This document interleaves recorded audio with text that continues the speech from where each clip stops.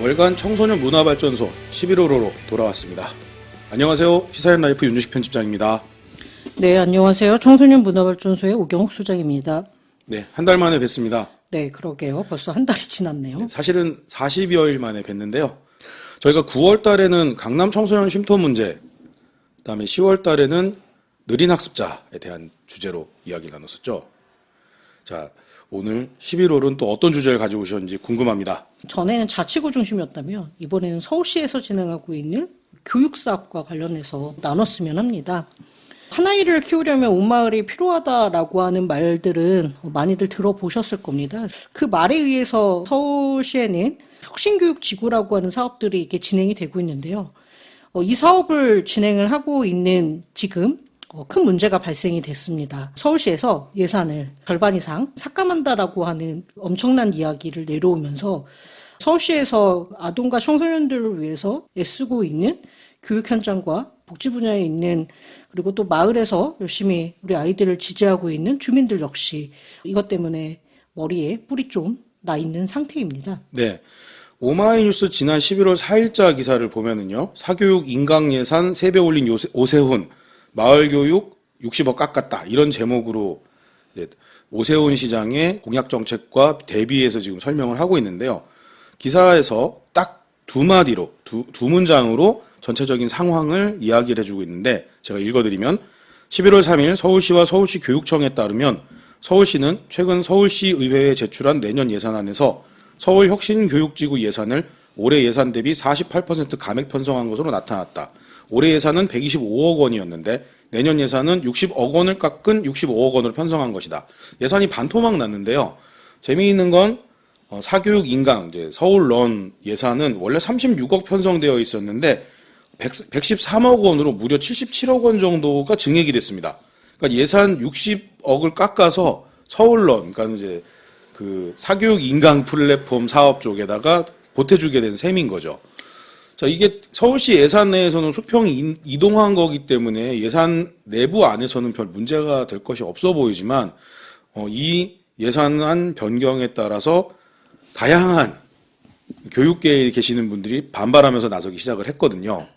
우선 제가 여쭤보고 싶은 게 있는데 이게 혁신교육지구 예산이라고 지금 돼 있어요. 네. 혁신교육지구 예산이란 무엇인가? 왜냐하면은 그냥 일반 교육 예산이 아니라 혁신교육지구 예산에 손을 댄 걸로 돼 있는 거잖아요. 네네. 이게 약간의 좀 프레임이긴 한데 오세훈 시장이 국민의힘 쪽이시다 보니까는 현재 지방자치단체나 서울시 내에 있는 25개 구 전반적인 거나 교육 관련되신 분들은 또 상대적으로 다른 쪽 정당 소속이시잖아요. 그러니까 네. 정당이라든가 정책의 기조에 따라서 서로 프레임 씌우기에 따라서는 달라 보이는 거거든요. 이게 많은 분들은 뉴스를 통해서 오세훈 시장이 교육 예산을 삭감했다 이렇게 얘기를 하고 있는데 정확하게는 혁신교육지구 예산을 삭감한 것으로 되어 있는 거거든요. 네, 혁신교육지구는 경기도에서 먼저 진행을 했었어요. 그래서 경기도에서 교육에 대한 격차와 교육의 문제를 해소하기 위해서 의정부와 부천시 중심으로 먼저 1차적인 사업들을 추진을 했었는데 그 변화를 하면서 지역의 발전들을 지켜보고 서울시에도 이걸 서울형 모형으로 도입을 하자라고 해서 2013년에 처음에 이제 구로구와 이제 금천구에 계신 구청장님이 그 교육청을 이제 방문을 해서 우리가 상대적으로 25개의 자치구에 비해서 교육적인 소외 그리고 지역이 가지고 있는 특징들을 이야기를 하면서 도와달라고 이야기를 하셨어요. 그래서 당시에 2013년에 시범사업으로 구로구와 금천구를 시작으로 했었는데 이게 교육적인 효과가 나타난 거예요. 그래서 그렇다면 이 사업들을 단지 구로구와 금천구 외에도 교육적인 소외의 대상에 있는 모형들로 가야 되지 않을까라고 해갖고 시작이 된 게 서울형 혁신교육지구 사업이고요. 현재는 25개 자치구가 서울형 혁신교육지구 사업에 포함이 돼 있었습니다. 근데 이전에는 구로구와 금천구가 처음 스타트를 하고, 그 다음에는 5개 자치구가 이제 시범으로 이제 또 이렇게 확대 운영이 되고, 그 다음에 7개 이런 식으로 이렇게 순차적으로 이렇게 움직이면서 지역의 특성과 그리고 이 학습과 그 다음에 아이들의 이 마을과 그리고 학교 그리고 이런 가정까지 같이 함께 이렇게 묶어갈 수 있는 그런 상황들을 이제 이렇게 맞물리게 됐었는데요. 그러면서 실질적으로 이제 아이들이 이렇게 취하게 되는 것들은 우리가 살아가고 있는 지역이 나를 돌보고 그리고 함께 그 살아갈 수 있는 것들에 대한 것들을 이렇게 보여주고 있다라고 하는 것들이 이제 큰 축이었고요. 이 사업들이 가지고 있었던 목적은요. 서울시와 그리고 교육청, 자치구 그리고 각 지역마다 계시는 지역 주민이 서로 참여를 해서 지역사회가 학교와 협력을 하고 어린이와 청소년이 행복하게 성장할 수 있는 학교, 마을 교육 공동체를 구축하는 것이 이 사업의 초반에 있었던 기획 계획서에 있는 사업의 목적입니다. 네, 굉장히 거시적으로 설명을 해주셨는데요. 뭔가 좋은 내용인 것 같아요. 근데 구체적으로 어떤 일을 한 건지, 왜냐면 혁신교육지구라고 하면은 뭔가 특구 느낌이 나는 건데, 그러니까 서울 25개 자치구가 다 하고 있다고 하면 무슨 혁신교육지구가 따로 존재하는 게 아니라 서울 전체가 혁신교육지구가 되어 있는 상태인 거잖아요. 네. 방금 말씀하셨던 서울시, 그다음 교육청, 자치구, 지역주민, 소위 거버넌스 체제를 구축해서 뭔가 교육을 한다라는 건데, 그럼 구체적으로 어떤 차이가 있길래 혁신교육지구라는 이야기가 나오게 된 건가요? 그러니까 아까 이제 제가 이제 서두에 이야기 드린 것처럼, 그러니까 금천구와 이제 구로구가 그러니까 다른 자치구에 비해서 지역 내에 이제 그 대학이라던가 뭐 아이들의 그 학력에 관한 것들 그리고 빈부의 차이나 뭐 이런 것들이 다른 지역보다 사실은 이제 그 지방세를 이렇게 걷거나 뭐 이런 것들이 이게 상대적으로 낮은 지역들이었던 거죠. 네네. 그리고 예전에 제가 금천구 가면 금천구에 거주하고 있는 중학생들이 금천구 관내에 있는 고등학교 가는 것들을 거부하더라고요. 그러니까 자기는 이 금천구를 벗어나서 관악구에 있는 학교를 가고 싶거나 뭐 멀리 이제 동작구로 가고 싶거나 이런 이야기들을 하는 거죠. 그래서 내가 살고 있는 지역들에 대해서 자랑하는 것이 아니라 내가 살고 있는 지역들을 피하고 싶은 그런 어떤 피해의식들이 강했었던 거죠.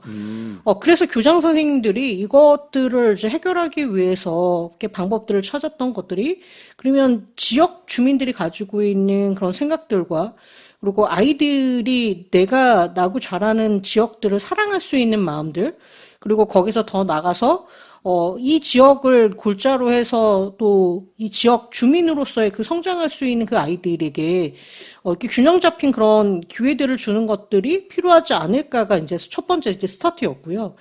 그래서 이제 14년도 11월에 서울시장님하고 그 다음에 서울시 교육청의 교육장님하고 협약을 맺은 게 있어요. 그래서 그러니까 20대 협력 사업으로 이제 교육혁신지구라고 하는 이 사업들을 이제 같이 하시게 됐던 거고, 그래서 2015년부터는 11개의 자치구를 지정을 해서 이거를 한번 그 우선적으로 사업을 할 수 있도록 이렇게 추진을 하면서 당시에는 혁신지구형 사업과 우선 지구형 사업으로 구분을 했었어요. 그래서 혁신 지구형은 그 지역의 특성에 맞게끔 이 교육에 대한 것들을 마을 사업이나 이런 것들을 이렇게 재구성을 했었던 거고요.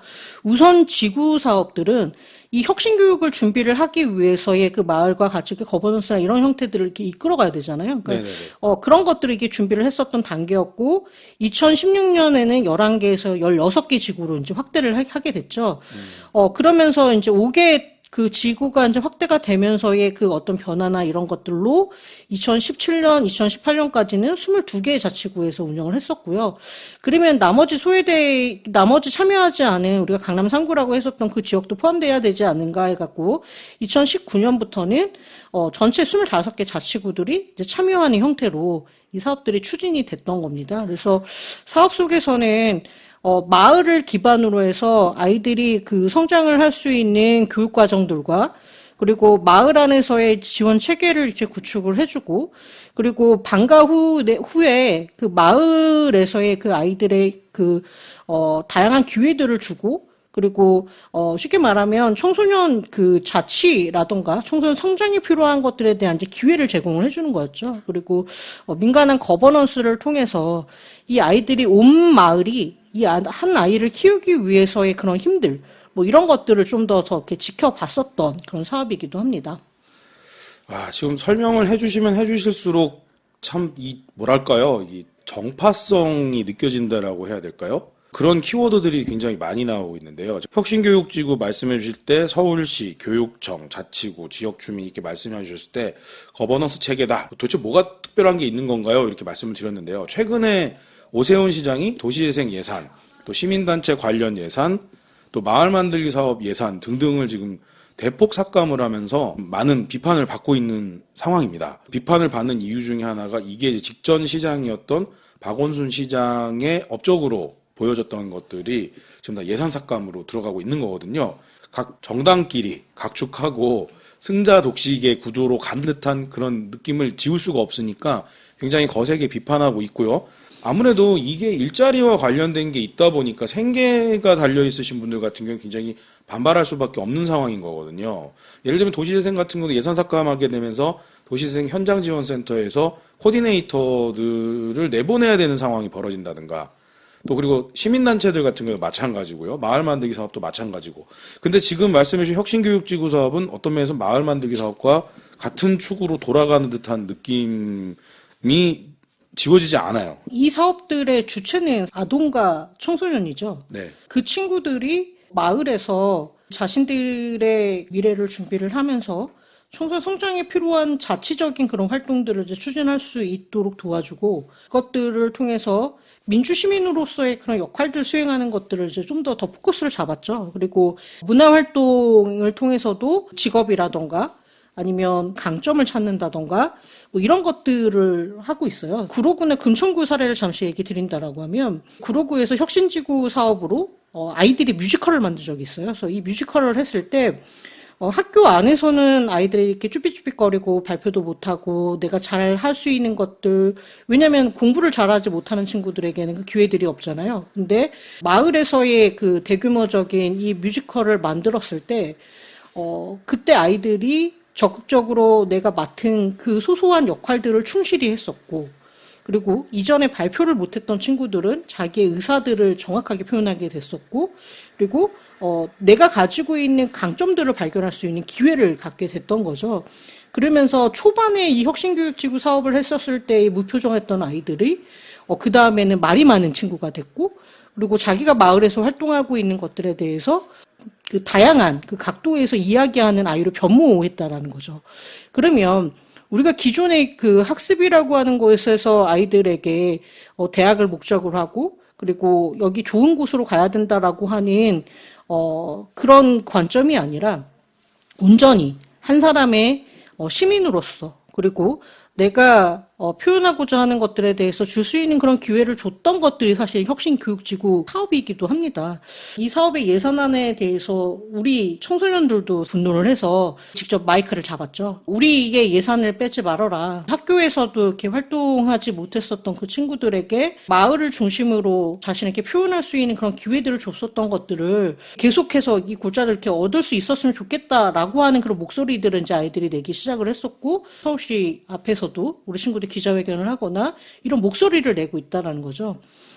만약에 이게 큰 문제가 없다라고 하면 이 사업의 당사자인 청소년들이 침묵했겠죠. 그리고 청소년들이 움직이지 않았겠죠. 어떤 정책, 정치에 의해서 이렇게 움직이는 것들 분명히 있어요. 그리고 예산은 한계가 있기 때문에 그 예산이 사용되고 있거나 뭐 이런 것들이 제한적일 수밖에 없죠. 근데 사업이 가지고 있는 것들에 대해서 효과성을 얻은 사업들을 이렇게 정치의 색깔이나 아니면 이런 것들이 변화함으로 인해서 갑자기 예산이 반토막이 났었던 것들에 대한 명분이 필요하다는 거죠.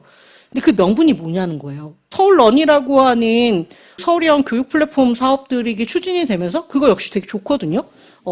그리고 시장님께서 이렇게 얘기했었던 것들에 대해서도 이렇게 공조를 하면서, 또 한편으로는 이 사업에 가지고 있어서의 그 대상자들이 어떤 것을 더 원하는지를 지켜봤으면 좋겠다라고 하는 것들이 골자이기도 합니다. 네, 지난 11월 16일 서울시의회 정례회의에 오세훈 서울시장이랑 조희연 서울시 교육감이 출석을 했는데, 동아일보가 이렇게 헤드라인을 잡았습니다.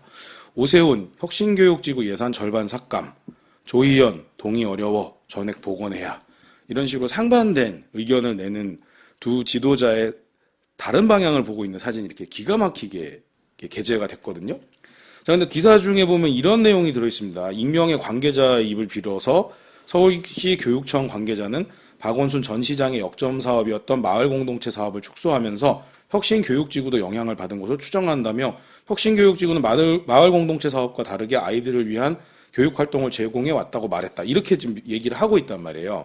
자, 근데 이게 어떤 면에서 언론이 씌우는 프레임일 수 있는 건데 지금 현재 이제 많은 사람들이 행간을 읽으면서 주목하고 있는 게 박원순 시장도 유력한 대선 후보였잖아요. 네. 제가 박원순 시장이 대권 가도를 가기 위한 방안으로 서울시 조직 내에 여러 다양한 시민사회단체들을 참여시키고 그렇게 하면서 어떤 면에서는 현 민주당의 세포 조직 혹은 박원순 라인을 가동하는데 서울시의 다양한 사업들을 동원했다라고 보는 그런 프레임이 있습니다.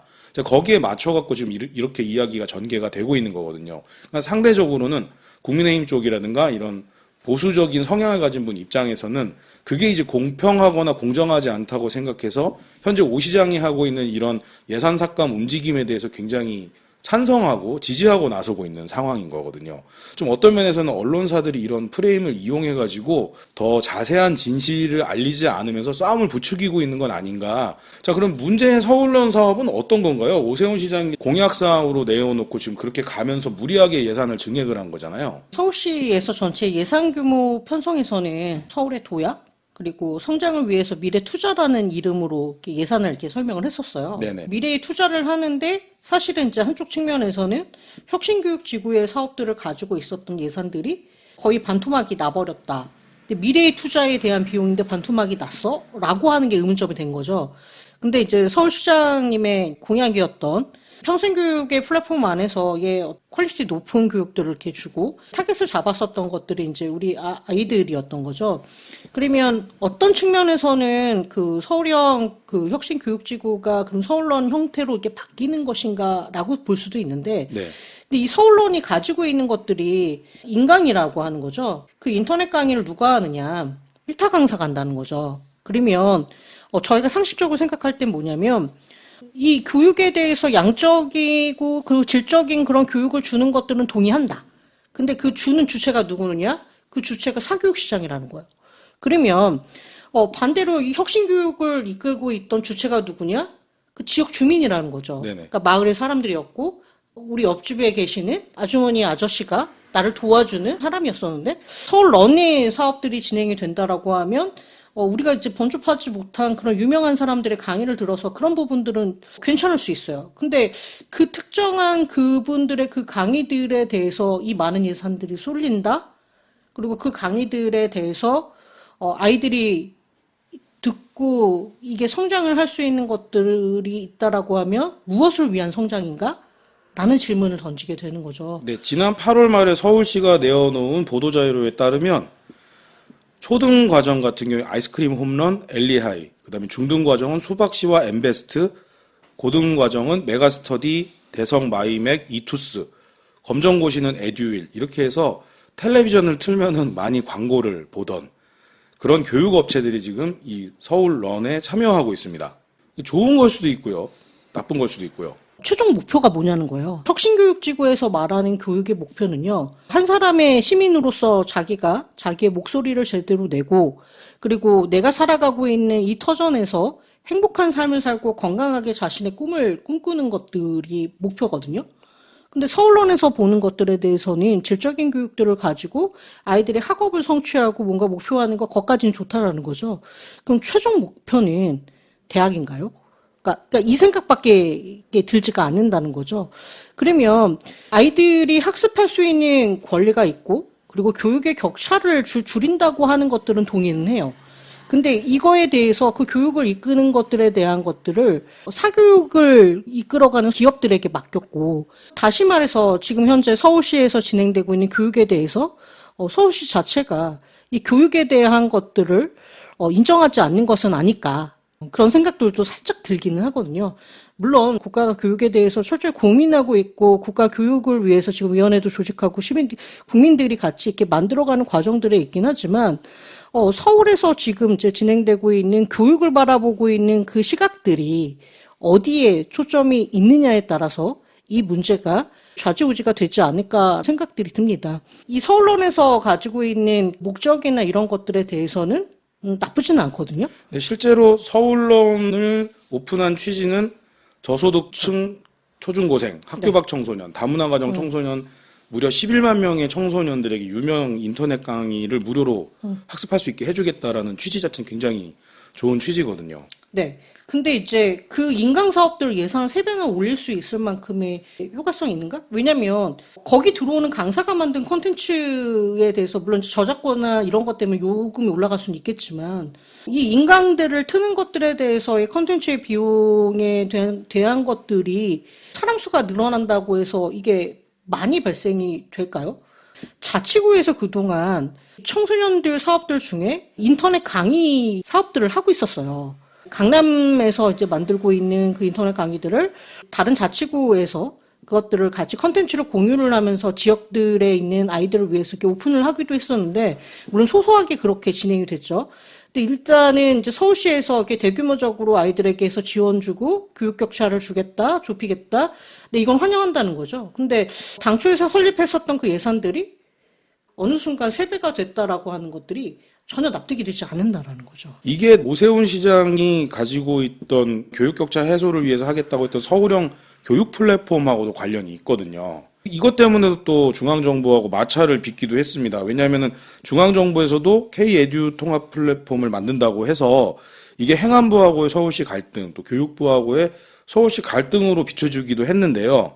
K-에듀 통합 플랫폼은 또 뭐고, 이게 서울 평생학습 포털이라고 서울런이 지금 가동되고 있는 이 플랫폼은 또 뭐고, 어떤 차이가 있는지 모르겠어요. K-에듀에서는 초등에서부터 고등학교 취약 연령의 대상들을 이제 학습에 대해서 이제 집중을 할 수 있는 것들을 에듀테크 기술들을 통해서 이제 도와주는 그런 방법인 거죠. 근데 이제 서울형 교육 플랫폼은 목적 자체는 이제 평생교육이기도 해요. 자치구나 서울시 풀뿌리 조직에서 교육을 건드릴 수 있는 거는 평생교육이거든요. 근데 일반 학교 교육을 건드릴 수 있는 거는 교육부 영역인 거죠. 네네. 그러면 그 사업에 대한 소호가는 교육청이거든요. 그렇기 때문에 접근하는 대상들 자체가 일부 제한될 수도 있고 또 어떤 부분에서는 크게 넓어질 수가 있는데 서울런에서 접근을 하고 있었던 부분에서는 교육부가 각각의 이제 시도교육청과 함께 이 K-에듀 플랫폼을 통해서 교육 격차를 줄이고 실질적인 미래 교육을 위해서 이제 투자를 하고 정보화 전략이나 이런 계획들을 통해서 이렇게 오랫동안 이 사용자에 대한 이제 욕구 조사들을 해서 이제 교사나 학생들 뭐 이런 것들을 해서 계속 이렇게 클라우드 서비스나 이런 것들을 칸칸이 이렇게 올려왔었던 거라는 거죠. 근데 그거와 좀 이렇게 대비되게 서울에서는 독자적으로 이런 서울론을 하겠다라고 얘기를 했으니 교육부에서 이 정보화 전략 계획과 함께 17개 시도가 같이 가려고 했었던 그 부분들이 충돌하는 지점들이 발생을 했으니까 교육부에서는 서울시에게 이 사업들에 대해서 이렇게 걸 수밖에 없는 부분들이 있는 거죠. 서울시에서 내놓은 다양한 해명 자료들을 보면은요, 행안부랑 충돌하지 않는다, 교육부랑 충돌하지 않는다라고 이렇게 얘기를 밝히고 있고, 서울 평생학습 포털을 통해서 추진되고 있는 서울론 사업은 예정대로 진행이 된다, 이렇게 얘기를 하고 있단 말이죠. 오세훈 시장 입장에서는 서울런을 관철시키는 게 굉장히 중요하다라고. 왜냐면 공약이거든요. 제대로 운영이 된다라고 하면 실질적인 그 학습에 대한 이제 교육의 격차를 이제 줄일 수 있는 것들에 대해서는 공감은 하죠. 근데 다양하게 내가 선택을 할 수 있는 것이 있느냐, 차려진 밥상에 있는 것을 먹을 수 있느냐. 여태까지 혁신교육에서는 한 사람 한 사람이 가지고 있는 그 욕구와 취향과 그리고 선택을 할 수 있도록 되게 소소하게 그리고 아이들이 마을 내에서 선택할 수 있는 기회를 줬었다는 거죠. 근데 서울론에서는 고급지고 영양가가 충분하고 잘 차려진 밥상만 준 거죠.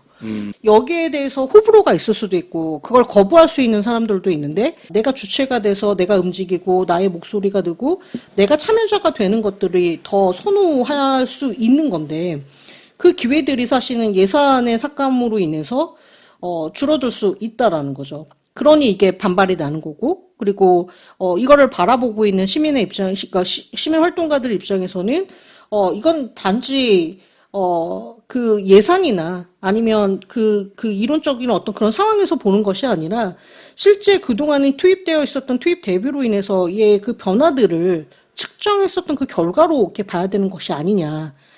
근데 이거에 대해서 어느 누구 하나 얘기하지 않았고, 예산이 공개되면서 이 부분들이 발생이 됐기 때문에 이게 큰 문제가 됐던 거죠. 그리고 서울시 교육감에게도 사실은 혁신교육지구의 예산에 대해서는 이미 조례도 되어 있고, 그리고 이거에 대해서 지급하는 기준들에 대해서도 다 세워졌었는데, 지금 현재의 예산 편성으로 보면은 지금의 시장님이 이 협약을 체결하지는 않았지만 어쨌든 시장의 이름으로 협약을 체결했었던 그 부분들을 뭔가 수정이 됐거나 뭔가 변화했을 때에는 협의라고 하는 것들이 있어야 되는데 그 협의 과정이 없었다는 거죠. 오마이뉴스 11월 1일자 기사를 참고하면은요. 오세훈 인강 가입률 6.2%. 계속 듣는 학생 별로 없어요 라고 돼 있는데 서울론 가입 초중고 학생들은 7,118명이다. 이게 11월 1일자 얘기거든요. 원래 이 인터넷 강의는 11만 명의 초중고등학교 학생들을 대상으로 하겠다라고 했는데 말이 좋아서 6.2%다 이렇게 얘기하지 실제로는 7,118명이면 같은 예산은 7,118명에게 나눠주는 걸로 따져본다면은 이 효과나 효율 면에서는 굉장히 의문을 던질 수밖에 없는 지금 결과라고 볼 수 있거든요. 물론 이게 지난 8월 달에 시작했고 이제 11월이니까는 9, 10, 11월 그러니까 한 3개월도 되지 않는 사이에서 온 성과라 무조건 폄하해서 얘기할 수는 없지만 지금과 같이 이제 비대면이 중요해지고 그다음에 학생들이 학교에 등교하지 못해서 기초학력이 무너지고 있는 상황 속에서 일타 강사들이 강의하는 거라면 부모님들부터가 챙겨서 학생들한테 학습을 시킬 수 있는 그런 거란 말이죠. 근데 여기서 이제 간과해서는 안 될 게 우리가 보통 생각하고 있는 일반적인 안정적인 가정에 있는 학생들이 아니라 취약계층, 부모님들이 학생들의 학습을 돌봐줄 수 없거나 그리고 한쪽 부모가 우리나라 말에 익숙하지 않은 가정이거나 아니면 학교 밖 청소년이라서 부모님들의 돌봄이나 사회적인 돌봄을 받지 못하는 학생들을 대상으로 했다라고 하면 이게 단기간 쉽게 성과를 거둘 수 있는 문제가 아니거든요. 그 학생들에게 이것들을 안내하고 안치기 위해서는 사실은 유명한 강사가 강의하는 강의 콘텐츠가 중요한 게 아니라 이들을 돌보고 지도할 수 있는 좀 직접적인 돌봄 그리고 이제 뭐 멘토링 시스템 이런 것들이 중요한데 서울시에서도 그거를 염두에서인지 멘토링 조직을 운영한다고 돼 있어요. 근데 이게 청년 일자리 창출 때문에 그런지 몰라도 대학생, 대학원생 500명을 멘토로 쓰겠다 이렇게 얘기를 하고 있습니다. 근데 500명 갖고 11만 명을 커버할 수 있느냐 따져본다면 조금 애로가 있고 무리가 있는 것은 아닐까. 그리고 이런 취약계층 학생들에게 이런 내용도 홍보하고 멘토들을 짝지어주기 위해서라면 결국은 기존에 말씀하셨던 혁신교육지구의 이 조직을 이용하지 않을 수는 없다는 생각이 드는 거거든요. 근데 왜 이게 같이 맞물려 돌아가지 못하고 따로따로 돌아가게 되는 걸까요? 이게 서울런이라고 하는 사업이 충돌이 났었던 아동 청소년의 이제 파트 부분에서 보면은 그럴 수도 있고요. 근데 이제 서울형 교육 플랫폼이 이제 궁극적으로 지향하고 있는 거는 평생교육 일환이기 때문에 서울 시민까지 간다라는 거죠. 그러면 다양한 컨텐츠나 다양한 것들을 가는데 지금 현재 서울시가 운영을 하고 있는 평생교육 그 플랫폼에 있는 그 내용들이 이제 서울형 교육 플랫폼 안으로 흡수된다는 걸로 이제 보여지기도 하고 그리고 거기에 이제 컨텐츠나 뭐 이런 것들이 지금 개편이 되고 있는데 근데 지금의 이제 숫자적인 부분에서는 500명의 멘토가 만날 수 있는 대상들은 2명, 3명 늘린다 하더라도 제한적인 것들은 사실이긴 하죠. 그리고 저소득층에 있는 친구들에게 이 프로그램들을 이렇게 노출을 시킨다고 해서 그 친구들이 이거를 꼬박꼬박 볼 수 있는지 여부들은 아무도 알 수가 없거든요. 지금 그 코로나로 인해서 아이들이 재택학습을 할 때 가장 이렇게 학습에 대한 이제 격차나 우려가 나왔었던 게 바로 저소득층 친구들이었고요. 이 친구들이 이 학습을 하는 부분들에 있어서 그 모니터나 뭐 이런 게 들어보는 것들이 실제 아이들이 이렇게 재미있거나 뭐 학습을 이렇게 욕구에 들어가서 할 수 있는 그런 충족을 시켜줄 수 있는 것들은 그게 크게 없었다라는 거죠. 근데 아무리 일타 강사가 오고 잘 설명하는 사람이 온다 하더라도 이 아이가 어떠한 지점에 있는 것들에 대해서 알지 못한 상태에서 양질의 컨텐츠만 준다고 해서 과연 그게 이쪽으로 이렇게 먹힐 수 있는 건지. 근데 혁신교육지구 사업들을 통해서 아이들에게 성공의 경험을 줬고 그리고 아이가 그 다음에 단계를 갈 수 있는 것들을 경험을 시켰다라는 거죠. 그러니까 경험 학습이라고 하는 부분들이 이 혁신교육지구를 통해서 아이들은 내가 필요한 존재구나라고 하는 것들을 인식을 받을 수 있었는데 사실 저희가 조금 우려가 되는 건 서울론 교육을 통해서 양질의 학습을 받다 하더라도 아이들이 그 부분들을 수용을 하고 그 부분들을 통해서 성공의 경험을 할 수 있는 기회들이 얼마나 될 수 있을지 그리고 그것들의 보완제로 멘토를 통해서 아이들과 같이 이렇게 움직일 수 있는 것들이 있긴 하지만 물론 멘토링과 관련된 사업들 되게 많습니다. 그리고 그 사업들이 서울론이 아니더라도 국가장학금을 통해서 제공받고 있는 이 멘토 참여하는 것도 있고 그리고 각 시민단체나 그리고 공공시설에서 운영을 하고 있는 멘토들까지 합치면 엄청 많다라는 거죠. 근데 그 멘토의 그 역할들에서는 사실 직접적으로 마을에서 내가 마을의 구성원이 되고 공동체가 돼서 내가 제안을 했던 사업들을 통해서 내가 이끌어가고 실패를 경험하고 그리고 거기서 성장을 경험할 수 있는 이런 혁신교육지구에서의 그런 모형들이 오히려 아이들에게는 더 좋은 기회가 될 수 있기 때문에 대상자 중심으로 봐주면 어떻겠는가 그 지점인 것 같아요. 그러니까 제가 이 화두를 들고 왔었던 거 역시 우리 지역에 있는 아동과 청소년이 마을에서 마음껏 놀고 마음껏 뛰어놀면서 경험을 하고 그리고 거기서 성장을 하고 그리고 내가 잘할 수 있는 것들을 발견하는 것들이 오히려 교육이 줘야 되는 것들이 아닐까. 근데 잘 차려진 밥상에서 내가 먹으려고 했을 때 단 한 번도 기름진 음식을 먹어보지 않은 사람이 처음에 밥상 위에 있는 고기를 먹으면 탈이 나는 거죠. 그리고 그 부분들 때문에 내가 경험을 하지 못했던 그 다음번을 갈 수가 없다라는 거죠. 근데 나의 상황에 맞게끔 단계 이렇게 맞춰간다라고 하면 그 다음에 아이들은 더 양질의 교육을 받을 수 있는 그 기회가 될 수 있다는 거죠. 그래서 예산이라고 하는 이런 부분들에 대해서 서울시 교육청과 이 혁신교육지구를 이끌고 있는 사람들과의 어떤 그런 협의들이 좀 있었다라고 하면 사실 지금과 같이 이런 문제들이 좋은 교육적인 장치일 수도 있는 이 서울론에 대해서 저희가 반발하지 않을 수도 있었을 터인데 예산의 편성이나 이런 방향이나 정책을 유지하는 그 방법적인 면에서 다시금 생각할 수 있게 만들어 버렸다라는 거죠. 네. 자, 지금 그 혁신교육지구 사업의 네 주체, 서울시, 그리고 서울시 교육청, 그다음에 서울시의 25개 자치구, 그리고 25개 자치구의 지역 주민이라고 한 이 사각 구도에서 서울시가 이탈하는 형태가 되어버렸습니다. 그래서 남는 세 개 주체, 서울시 교육청, 그다음에 각 자치구, 지역 주민, 이 셋만 남게 되는 건데, 이 혁신교육지구 사업이 2022년도에 어떻게 운영이 되게 될까요? 어떤 난맥이 있을까요? 예상되시는 바가 있으면 좀 말씀해 주시면 좋을 것 같아요. 서울시에서의 예산이 줄어들었다 하더라도 현재 24개의 구청장님들이 이제 협의하신 걸로 알고 있고요. 그 중에서 이제 일단은 뜻을 완곡하게 표현해 주셨던 곳들이 도봉구와 노원구는 계속해서 이 사업들을 구비 안에서 끌어간다라고 하는 그런 목소리를 내주셨다라는 거죠. 그거는 교육에 대해서 생각하고 우리 지역 아이의 그런 성장들을 경험을 했고 이 혁신교육이 무엇인지를 이제 이해를 하셨기 때문에 그렇게 앞서서 그 예산을 이제 활용하시겠다라고 하는 걸로 이제 보여주고요. 물론 일부 이제 정확하게 얘기하지 못했던 그런 자치구들도 있지만, 현재 그 예산이 축소가 된다 하더라도, 마을과 그리고 마을 안에서의 기반을 두고 있는 이 사업들은 이끌어 갈 것입니다. 지금 시점이 지금 11월부터 내년 1, 2월까지 2022년에 혁신교육에 관한 이제 세부적인 사업들과 그리고 공모 사업들이 지금 진행이 되고 있는 그런 기간들이 되거든요. 그러면 기존에 있었던 사업들 중에서 가장 성과가 높았었던 사업들 중심으로 가거나 또 아니면 아이들이 이렇게 제시했었던 그 욕구에 맞는 그런 프로그램으로 약간의 그런 어떤 개편되는 그런 부분들은 있을 거라고 생각이 듭니다.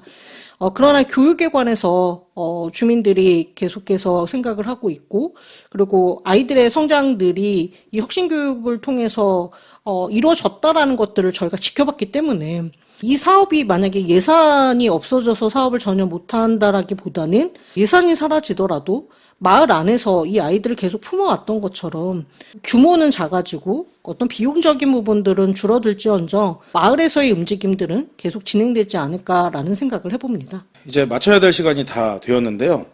청소년들이 자신들의 문제를 놓고 이제 목소리를 내기를 시작했습니다. 이 해프닝이 어떻게 흘러갈지는 모르겠지만 미래지향적으로는 청소년들의 참정권 운동으로 전환이 될 것 같다는 그런 생각도 좀 조심스럽게 들기는 하고요. 그리고 청소년들이 예전부터 해오던 목소리가 그잖아요. 우리가 투표권이 없다 보니까 우리들에 대해서 어른들이 마음대로 한다. 이런 이야기들이 점점 목소리가 커지고 있거든요. 그래서 선거권, 투표 연령을 낮추자 이런 움직임, 그리고 청소년 참정권 참여 움직임 이런 것들이 더 강화될 것으로 보여집니다. 그리고 서울시와 서울시 교육청 그리고 각 자치구 사이에서 누군가가 좀 중재해주는 중재자 역할을 하는 누군가가 있으면 좋겠는데 그것이야말로 진짜 진정한 의미의 거버넌스인데 이게 광역자치단체 단위에서의 거버넌스가 좀 부족하다는 점도 이번 사건들을 통해서 그러니까 이번에 서울시와 각 시민단체나 뭐 각종 이런 중간 지원 조직들과의 관계성 속에서 좀 보게 되는 것 같습니다. 아직도 이런 지방자치에 맞는 시민정치 이런 것들은 아직도 더 가야 될 길이 먼 것으로 보여집니다. 자, 오늘 청소년 문화발전소 11호로는 문제가 되고 있는 서울론 그리고 혁신교육지구에 관련된 이야기들로 이야기 나눠봤습니다. 오늘도 함께해 주신 오경영 소장님 감사드립니다. 네, 감사합니다.